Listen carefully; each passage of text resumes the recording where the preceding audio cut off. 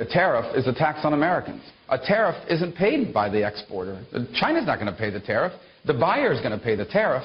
Donald Trump has proposed a 40% tariff, which is a tax on all of you. I think raising your taxes by 40% would kill jobs all across this country. I have never agreed with the president's tariff policy, and that's why I do call him and I say, Mr. President, I need to talk to you about these tariffs.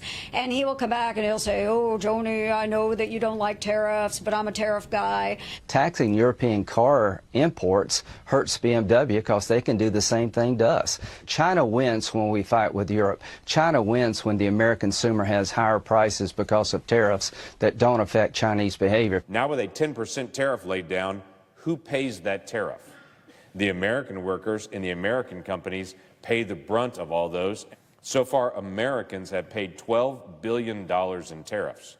It's not punishing the Chinese, it's punishing us. You know, the highest tariff levels in the history of this country, the Smoot-Hawley tariffs, were enacted, and it shut down world trade.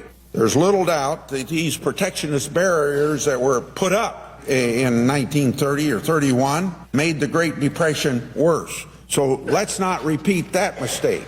I hope that our administration is looking at ways to expand and grow opportunities for American businesses and farmers and ranchers and not get us into this tit-for-tat trade war with some of these countries, even China. A generalized tariff that would actually harm allies, harm American consumers, by the way.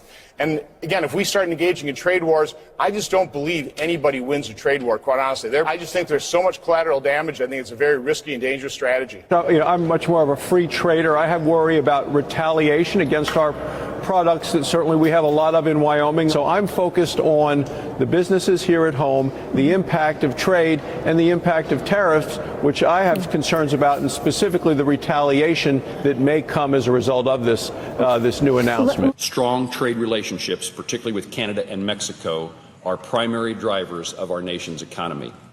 We must protect those relationships and be careful as we consider changes in our approach to trade to be certain that Americans continue to benefit from the economic opportunities that have created by a strong trade policy.